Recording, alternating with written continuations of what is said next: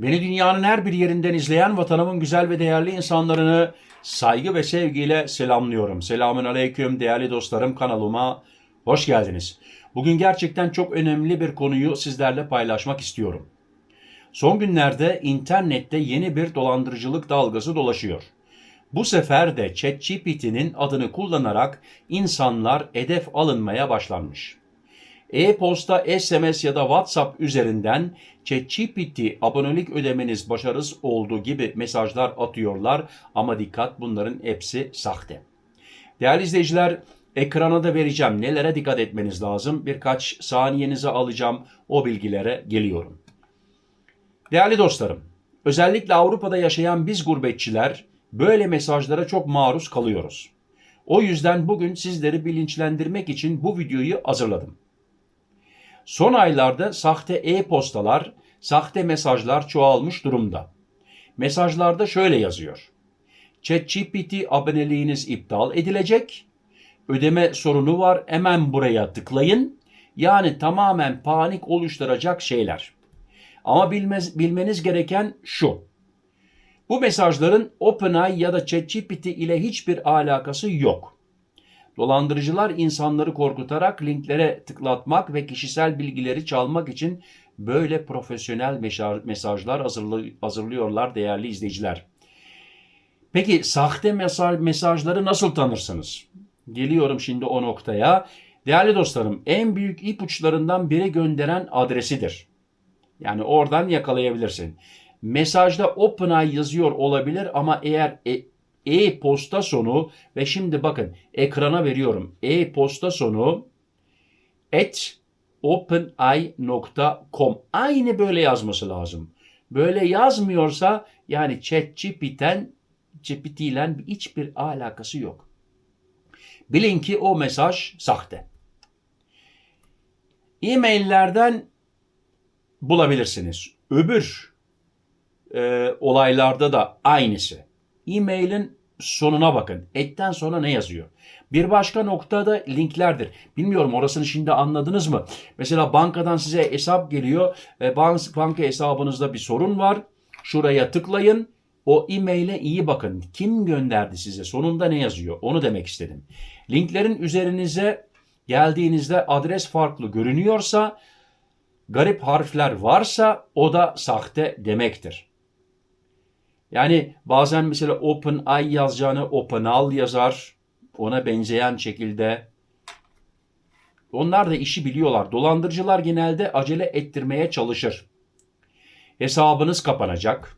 Ödeme yapılmadı. Hemen güncelleyin. Bu tarz cümleler tamamen panik oluşturmak için hazırlanır. Yani tam bir tuzak. Hele de benim yaşlarımda oldu mu insanlar bazen de çabuk panik yapıyoruz maalesef. Gençler bu konuda daha iyi, yani büyük bravo. Bizim gibi hemen panik yapmıyorlar. Ben kendimden konuşuyorum. Kimse alınmasın. Özür dilerim. Neden bu kadar inandırıcı? Eskiden dolandırıcılık mesajları biraz amatör olurdu. Hatalar olurdu, kırık dökük yazarlardı. Ama artık yapay zeka ile çok kaliteli mesajlar hazırlıyorlar. Benim başıma geldi, bankadan geldi değerli izleyiciler. Zannettim ki gerçekten banka yazıyor. Ama durumu çaktım. O yüzden gözümüzü dört açmamız lazım. Çünkü mesajlar neredeyse şirketten gelmiş gibi görünüyor. Bir de aplikasyon tuzakları var. Play Store, App Store veya ChatGPT diye sahte uygulamalar çıkıyor. Ücret kesiyorlar. Aman dikkat dostlarım. Tehlike sadece e-posta değil. Bu saldırılar sadece e-posta ile sınırlı değil. SMS yoluyla da geliyor. Mesajda mesela hesabınız askıya alınacak, hemen buraya tıklayın. Benim başıma geldi. Bankada. Buna da smishing deniyor. Yani SMS üzerinden ortalama. Gönderdikleri sahte sitelerde çok profesyonel, gerçek sitenin kopyası gibi yapıyorlar. İnsan da haliyle tabii ki inanıyor maalesef. Bu tuzaklara düşerseniz ne olur? Dostlarım, eğer bu tuzağa düşerseniz şunlar başınıza gelebilir. Hele kart bilgilerinizi verirseniz, şifre verirseniz o zaman işte çok tehlikeli. Banka hesabınıza bile girebilirler. Banka hesabınızı bile boşaltabilirler. Dikkat. Şimdi Kart bilgileriniz çalınabilir 1. E-posta ve şifreleriniz ele geçirebilir 2. Hesaplarınız kötü amaçla kullanabilir 3. Kişisel bilgileriniz başkalarının eline geçebilir 4. Yani sonuçları gerçekten çok ciddi. O yüzden bu videoyu özellikle sizler için hazırlıyorum değerli izleyiciler. Peki nasıl korunursunuz? Gelelim o noktaya.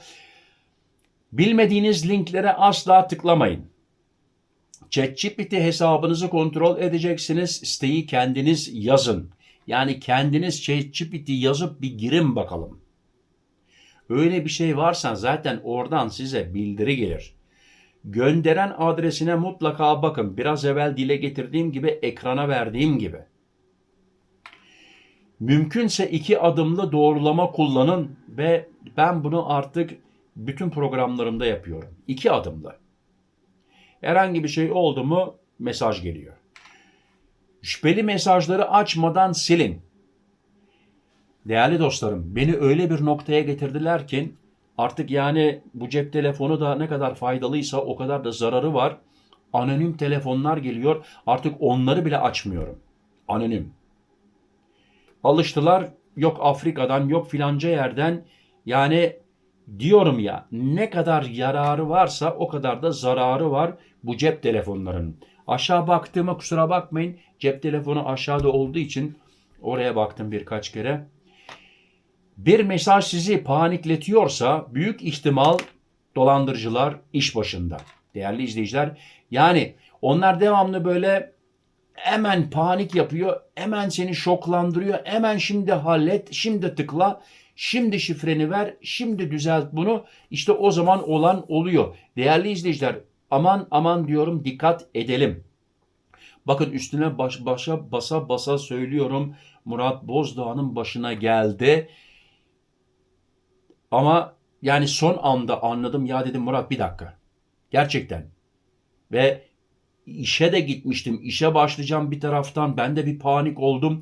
Değerli izleyiciler, yani gerçekten panik yapmayın. Bekleyin, akşama icap ederse o maile bir daha bakın. Sakin kafayla bakın. İş başında olursunuz. Arabada olursunuz. Çocuk ağlar, çocuk bağırır, bir şey olur. Birisi araya girer. Panik yapmayın. Vaktiniz oldu mu sakin sakin bakın. Nereden gelmiş bu e-mail, bu SMS, kimin nesi, kimin fesi. Ondan sonra sil, at gitsin. ChatGPT adı, bilhassa ChatGPT adı popüler olduğu için dolandırıcılar da bunu fırsata çevirmiş durumda maalesef. Biz gurbetçiler özellikle hedef oluyoruz çünkü çoğumuz teknolojiyi yoğun kullanıyoruz ve seviyoruz. Seviyoruz kardeşim ya. Biz gurbetçiler yeni teknoloji oldu mu zaten ben bayılıyorum. Yani o yüzden bilinçlenmek çok önemli. Kısacası panik yok, link yok, şüphe varsa sil gitsin, gözünün yaşına bile bakma. Kaybedecek hiçbir şeyin yok. Eğer herhangi bir ciddi bir şey varsa sana bir daha mail gönderirler. Hiç merak etme. Değerli dostlarım, videoyu buraya kadar izlediyseniz çok teşekkür ederim. Bu konuyu mutlaka eşinize, dostunuza da gönderin. Herkes bilinçlensin. Videoyu beğenirseniz destek olmuş olursunuz. Gerçekten gurur duyarım ve teşekkür ediyorum. Kanalıma abone olup bildirimleri açmayı unutmayın değerli dostlarım. Allah'a emanet olun. Sıhhatli kalın, sıhhatinize dikkat edin, sıhhatli kalın, benimle kalın. Hoşça kalın. Murat.